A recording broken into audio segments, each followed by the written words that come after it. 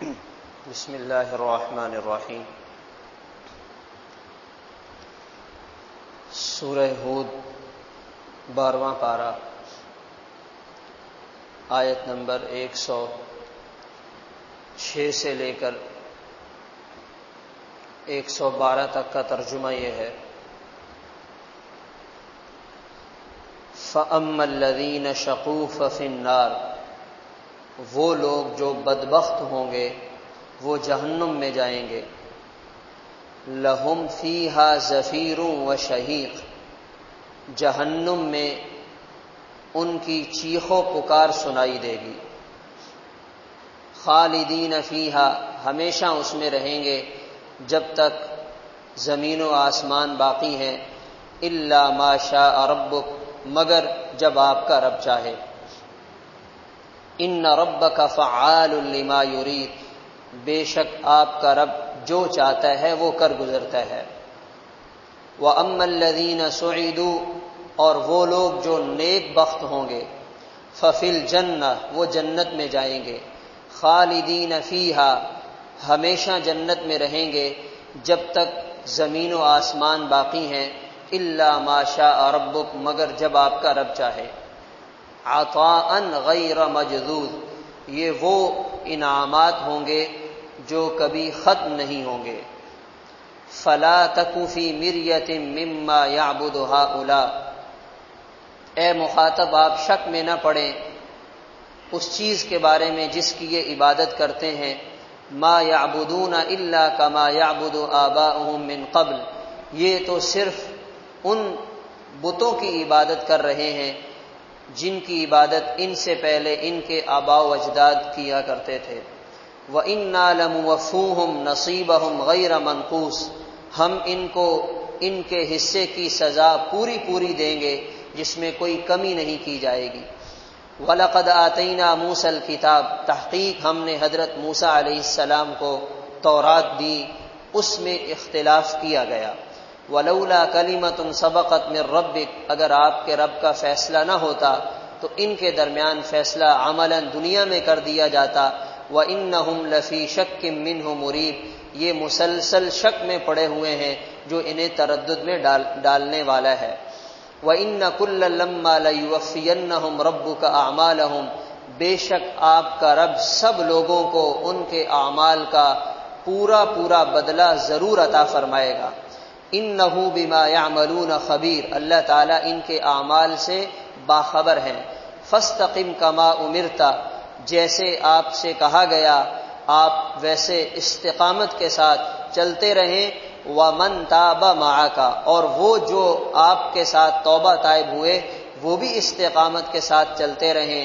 وَلَا تَطْغَوْا، اور اللہ کی حدود سے، دین کے دائرے سے تجاوز مت کرو۔ إِنَّهُ بِمَا تَعْمَلُونَ بَصِيرٌ، بے شک اللہ تعالیٰ تمہارے اعمال کو دیکھ رہے ہیں۔ دنیا میں ہمیں نظر آتا ہے اللہ تعالیٰ اپنی نعمتوں کے دروازے سب کے لیے کھول دیتے ہیں،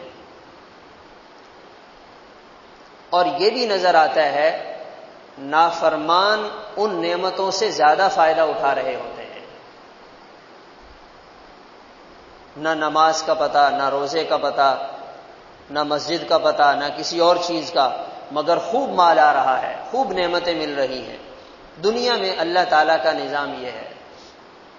مگر ان قریب ایک ایسا دن آئے گا جس وقت اعلان کیا جائے گا وَامْتَازُوا الْيَوْمَ أَيُّهَا الْمُجْرِمُونَ، اے مجرموں آج کے دن علیحدہ ہو جاؤ۔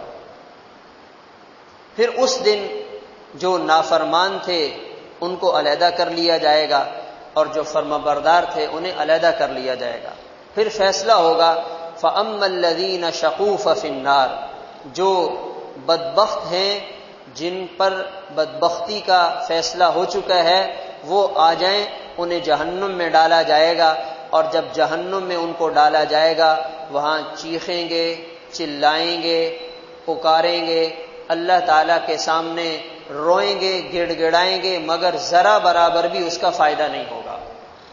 اور ہم جس زمانے سے گزر رہے ہیں بعض دفعہ ایسے کفریہ جملے بول دیے جاتے ہیں جن کا مطلب یہ ہوتا ہے کہ ہم جہنم میں جانے کے لیے بھی تیار ہیں، اگر یہ سارے اداکار گلوکار جہنم میں جمع ہوں گے تو ہم بھی وہاں چلے جائیں گے، وہاں پر ہلہ گلا ہوگا۔ تو پھر وہاں یہ نہیں ہوگا، وہاں ہوگا لہم فیہا زفیر و شہیق، بہت خوفناک آوازیں نکلیں گی اور پتہ چل جائے گا کہ ہم نے دنیا میں یہ جرت کیسے کی تھی۔ تو اس لیے وہاں جو فیصلہ ہوگا وہ انصاف کے ساتھ، اور یہ جو جہنم ہے یہ اللہ تعالیٰ کا قید خانہ ہے۔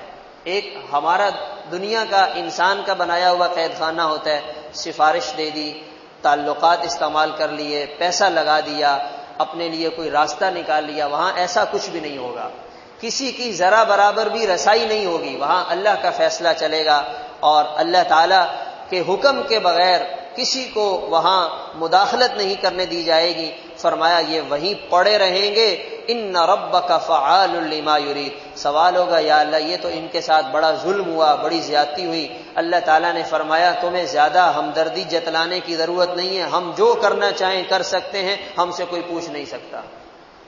دنیا میں چھوٹے سے دفتر میں، چھوٹے سے کاروبار میں باس جو کہہ دے وہ حرف آخر ہوتا ہے، اس پہ کوئی سوال نہیں کر سکتا۔ تو ہمیں یہ سمجھ میں آتا ہے کہ میرا دفتر ہے، میرا کاروبار ہے، میں اس کا مالک ہوں۔ تو اللہ تعالیٰ کی بات ہمیں کیوں سمجھ میں نہیں آتی؟ اللہ تعالیٰ فرما رہے ہیں ہم مالک ہیں، ہماری مرضی ہے، تم کون ہوتے ہو ہم سے پوچھنے والے؟ ان ربک فعال لما یرید۔ پھر فرمایا جو نیک بخت ہیں وہ جنت میں جائیں گے اور مزے کی زندگی گزاریں گے، عطاء غیر مجذوذ، جو ملے گا اس میں کمی نہیں آئے گی۔ اور جنت کی نعمتوں کی خاص بات یہ ہوگی، دنیا میں ایک چیز انسان کھاتے کھاتے بور ہو جاتا ہے، ایک نعمت استعمال کرتے کرتے اکتا جاتا ہے، یہی چیز، یہی کھانا، یہی کپڑے، یہی گاڑی، یہی مکان، کچھ نیا ہونا چاہیے۔ اللہ تعالیٰ جنت کی نعمتوں کو ایسا بنا دیں گے ہر آنے والے دن ان کی لذت میں اضافہ ہوگا۔ چیز وہ ہوگی مگر اس کی لذت کچھ الگ نظر آئے گی، اس کی کیفیت کچھ اور نظر آئے گی اور انسان اکتائے گا نہیں۔ اور اللہ تعالیٰ کی طرف سے یہ جو جنت بنائی گئی ہے یہ اپنے خاص بندوں کے لیے مہمان خانہ ہے۔ جہنم قید خانہ ہے اور یہ مہمان خانہ ہے۔ دنیا کی چند روزہ زندگی میں اپنی خواہشات کو قربان کرنا سیکھیں۔ چند دن تو ہیں، ہم تو یہاں رہنے کے لیے آئے نہیں ہیں، چند لمحے ہیں۔ آج صبح 10 منٹ کی نیند قربان کرنا کتنا مشکل کام ہے، لیکن جب یہاں اس مہمان خانے میں پہنچیں گے تو کہیں گے یا اللہ یہ تو بہت تھوڑا تھا۔ آپ اگر کہتے ہیں نا ساری رات ایک ٹانگ پہ بھی کھڑا رہو تو یہاں پہنچنے کے لیے ہم وہ بھی کر لیتے۔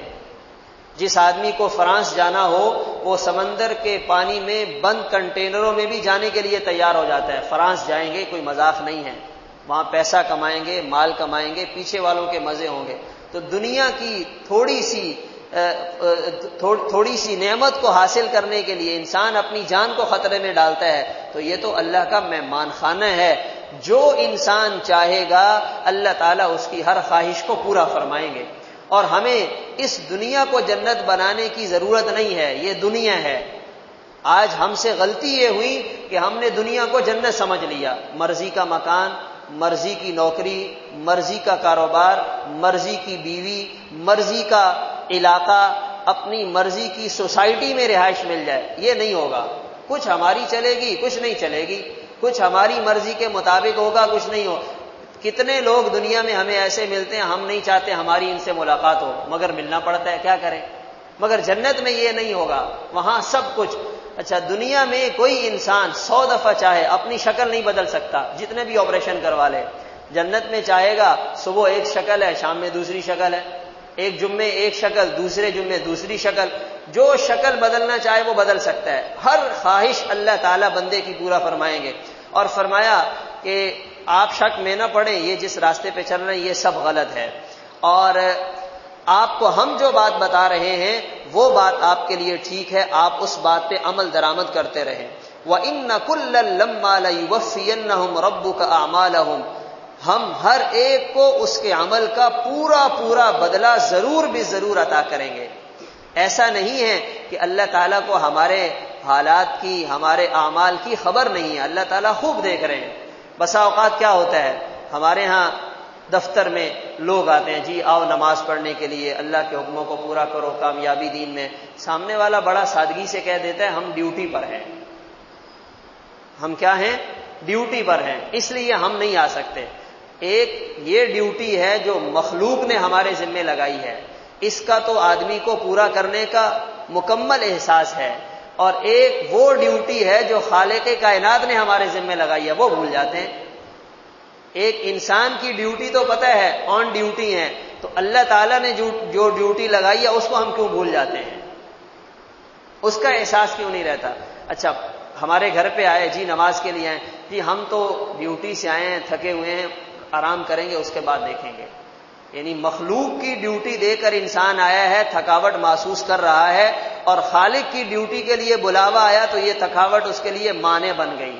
25 کلومیٹر سفر کر کے جائیں گے، 50 کلومیٹر روز صبح شام سفر کریں گے، اور چند میٹر کے فاصلے پہ اللہ کا گھر ہے، اللہ کی طرف سے حکم آیا یہ ڈیوٹی کرنی ہے، اس کے لیے تیار نہیں ہے.